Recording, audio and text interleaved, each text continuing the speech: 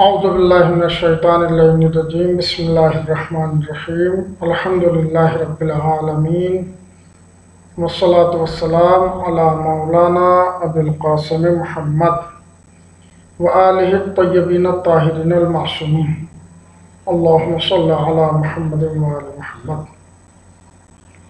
دوستو، ہم نے گزشتہ جلسے میں آپ کی خدمت میں تعریف کے صحیح ہونے کے لیے جو شرائط بیان کیے تھے وہ انشاءاللہ آپ کے ذہن میں ہیں۔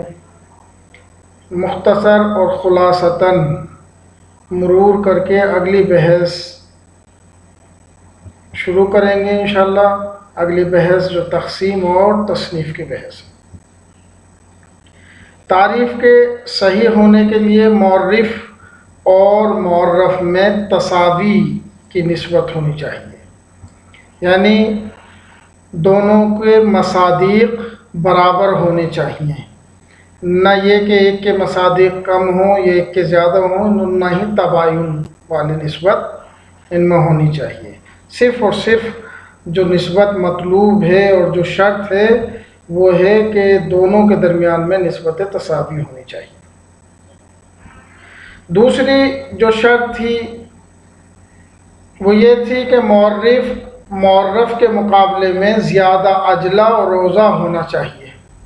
کیونکہ جس چیز کے ذریعے تعریف کی جا رہی ہے اگر وہی اجلا اور روزہ نہیں ہوگا تو کس طریقے سے وہ معرفت اور پہچان کا سبب بن سکتا ہے، جبکہ وہ خود ہی اس کے جیسا ہی ہے یا اس کے برابر مجہول ہے۔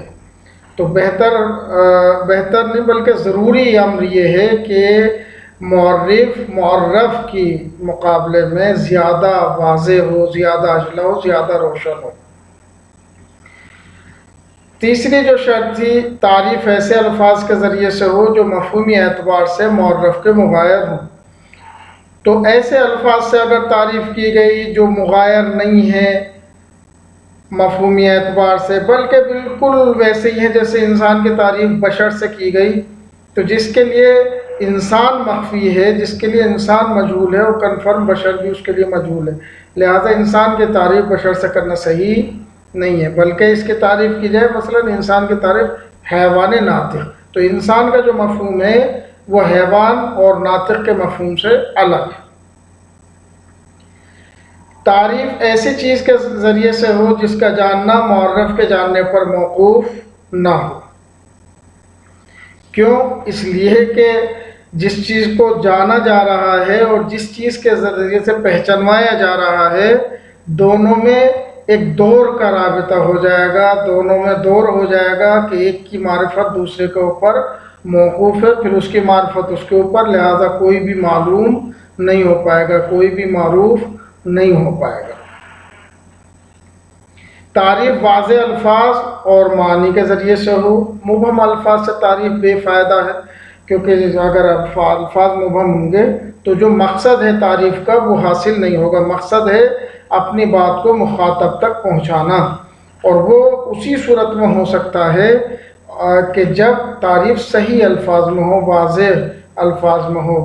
غامض اور مبہم الفاظ کے ذریعے سے تعریف صحیح نہیں ہے۔ آج کی جو ہماری بحث ہے الحمدللہ ایک نئی بحث آج ہم شروع کر رہے ہیں، وہ ہے تقسیم اور تصنیف۔ تقسیم کہتے ہیں کسی چیز کا اپنے اجزاء کی طرف تقسیم ہو جانا، بٹ جانا، یا کسی چیز کا اپنے عناصر کی طرف بٹ جانا، تحلیل ہو جانا، یہ تقسیم کہلاتا ہے۔ تعریف پڑھتے ہیں۔ تعریف ہوا تقسیم اول قسمت، تقسیم کہہ لیجئے یا قسمت کہہ لیجئے، بات ایک ہی ہے۔ ہوا تجزئۃ الشیء الی انواعہ، کسی چیز کا تجزیہ ہونا، بٹنا اپنے انواع کی طرف، اور تحلیل ہی الی عناصر ہی، یا تحلیل ہونا کسی چیز کا اپنے عناصر کی طرف۔ شرط تعریف، تعریف کی وضاحت۔ اذا قلنا، جب ہم کہتے ہیں الکلمۃ تنقسم الی ثلاثۃ اقسام، کلمہ تقسیم ہوتا ہے 3 قسموں کی طرف، ہے وہ 3 قسمیں اسم فعل اور حرف ہے۔ فَإِنَّنَا بِهَذَا نَكُونُ قَدْ جَزَّأْنَا الْكَلِمَةَ إِلَىٰ أَنْوَاعِهَا، ہم نے اپنے اس کام کے ذریعے سے کہ ہم نے جو کلمے کو تقسیم کیا ہے 3 قسموں کی طرف، ہم نے جز کر دیا ہے کلمے کو اس کی 3 اجزاء کی طرف، 3 قسموں کی طرف، 3 انواع کی طرف جنہیں ہم نے ذکر کیا، یعنی اسم فعل اور حرف۔ وَإِذَا قُلْنَا، اور جب ہم کہتے ہیں الْمَاءُ يَنْحَلُّ إِلَىٰ عُنصُرَيْنِ، پانی تقسیم ہوتا ہے 2 عنصر کی طرف، ہما الاکسیجن والہیڈروجن، وہ دونوں عنصر کیا ہیں؟ آکسیجن اور ہائیڈروجن۔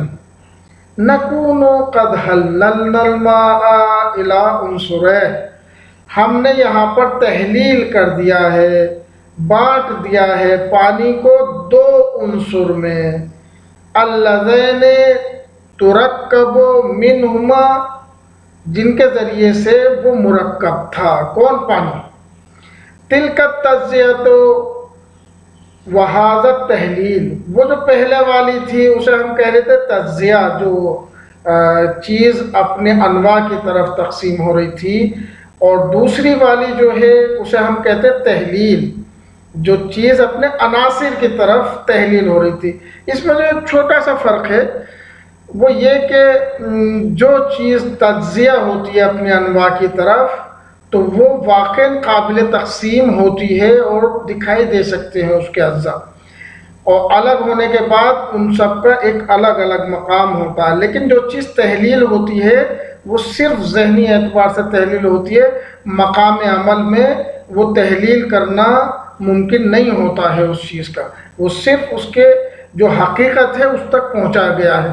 لیکن کیا واقعاً اگر پانی کو ہم تقسیم کریں گے تو 2 طرح کی گیسیں بن جائیں گی الگ الگ اور انہیں 2 کیپسولوں میں جمع کر لیا جائے گا؟ نہیں، ایسا نہیں۔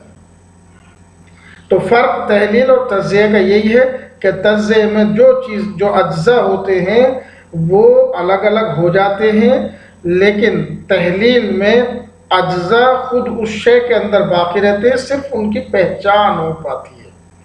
یہ ان دونوں چیزوں کو، چاہے وہ تجزیہ ہو یا تحلیل ہو، دونوں کو قسمت کہتے ہیں یا تقسیم کہتے ہیں۔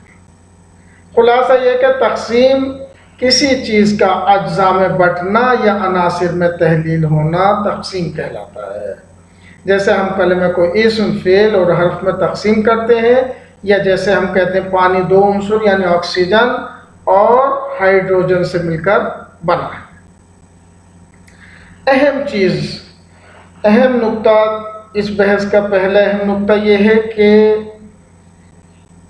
بغیر کسی بنیاد کے تقسیم کرنا صحیح نہیں ہے، کیونکہ اگر ہم نے کسی چیز کی غایت ہدف معین نہیں کیا ہے جس کی بنیاد پر ہم تقسیم کرنا چاہتے ہیں تو وہ تقسیم کیا ہوگی؟ مثلا اگر کہنے لگیں انسان کو تقسیم کرنا کہ لمبا، موٹا، پتلا، چھوٹا، ارے بھائی یہ کیسی جو ہے تقسیم ہو گئی؟ تقسیم ایک خاص مقصد کے تحت ہوتی ہے، خاص بنیاد پر ہوتی ہے، خاص معیار پر ہوتی ہے، لہذا اسی کے اعتبار سے اقسام معین ہوں گی۔ ورنہ ٹھیک ہے کہ یہ پتلا ہونا، چھوٹا ہونا، موٹا ہونا، لمبا ہونا، کالا ہونا، پیلا ہونا، یہ تمام انسانوں میں پائے جاتے ہیں، لیکن ان سب تقسیموں کی بنیاد اور معیار الگ الگ ہیں، اعتبار ان کے سب کے الگ الگ ہیں۔ تو یہ ہمیں دیکھنا ہوگا کہ کس بنیاد کے اوپر تقسیم کی جا رہی ہے۔ تو ایک بنیاد کا معین ہونا ضروری ہے، ورنہ تقسیم فائدہ مند نہیں ہو سکتی ہے، کیونکہ تقسیم سے ہمارا مقصد کیا ہے؟ تقسیم سے ہمارا مقصد اس چیز کی پہچان کرنا، وہی مقصد جو تعریف سے تھا وہی تقسیم سے ہمارا مقصد ہے۔ تعریف سے بھی پہچاننا مقصد تھا، تقسیم بھی ایک طریقے کی پہچان ہمیں کراتی ہے، اس چیز کی حقیقت تک ہمیں پہنچنے میں مددگار ثابت ہوتی ہے۔ اساس التقسیم، تقسیم کے اساس، لأجل ان یکون التقسیم ذا فائدہ، یہ کہہ رہے ہیں تقسیم اسی وقت فائدہ مند ہو سکتی ہے یا تاکہ تقسیم فائدہ مند ہو سکے، لا بد من اساس یقوم علیہ، ایک اس کے لیے بنیاد کی ضرورت ہے جس کے اوپر وہ قائم ہو تقسیم. بل اساس، اور اساس کسے کہتے ہیں، بنیاد کسے کہتے ہیں، هو الغایۃ التی، وہ ہدف اور مقصد ہے کہ التی یہدف الیہا المقسم، جس کی طرف نشانہ لیتا ہے مقسم.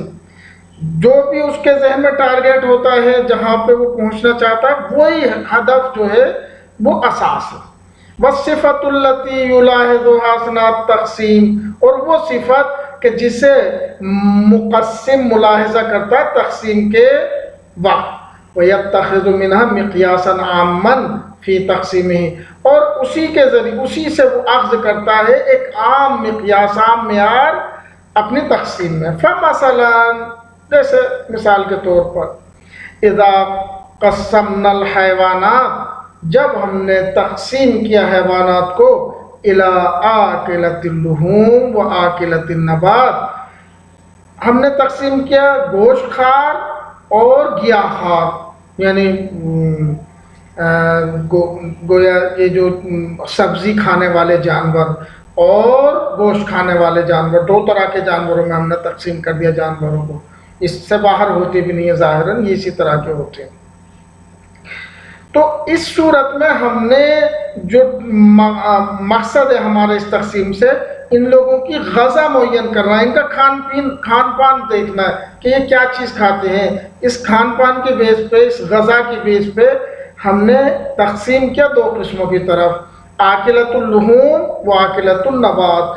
کان اساس التقسیم نوع الغذا، تو یہاں پر تقسیم کی جو بنیاد ہے وہ غذا کی نوعیت ہے کہ غذا ان کی کیسی ہوتی ہے. التی یاکلون الحیوان، وہ غذا جسے کھاتے ہیں حیوانات. وَإِذَا قَسَّمْنَا الْمُثَلَّثَ، اور جب ہم تقسیم کرتے ہیں مثلث کو، إِلَى مُتَسَاوِي الْأَضْلَاع وَمُتَسَاوِي السَّاقَيْنِ وَمُخْتَلِفِ الْأَضْلَاع، اور جب ہم تقسیم کرتے ہیں مثلث کو کہ اس کے اضلاع برابر ہوں گے، متساوی الساقین، اس کے دونوں جو خط ہیں وہ دونوں کے دونوں برابر ہوں گے، وہ مختلف الاضلاع، اور اضلاع جو ہیں وہ اس کے الگ الگ ہوں. کہانا اساس القسمت، ایسی صورت میں ہماری تقسیم کی بنیاد کیا ہے، ہوا نوع الاضلاع، اضلاع کی نوعیت ہے. جو ذیل ہوتے ہیں، جو کسی بھی طرح کے ترکوڑ میں، یا مثلاً آیت کار جو ہم ہندی میں کہتے ہیں، اس کے اندر جو اضلاع ہوتے ہیں ان کی نوعیت کے اعتبار سے کہ کہیں پہ وہ اضلاع بالکل برابر ہوتے ہیں اور کہیں کہیں پر الگ الگ ہوتے ہیں. تو یہاں پر ہم نے جو تقسیم کی بنیاد قرار دی ہے وہ اضلاع کی نوعیت ہے، التی یتألف منها المثلث، کہ جن اضلاع سے مل کر بنتا ہے مثلث. تو کسی بھی تقسیم کے لیے ایک اساس اور بنیاد ہونا ضروری ہے، اور بنیاد یا اساس اس مقصد اور غایت کو کہتے ہیں جس کو تقسیم کرنے والا مد نظر قرار دیتا ہے.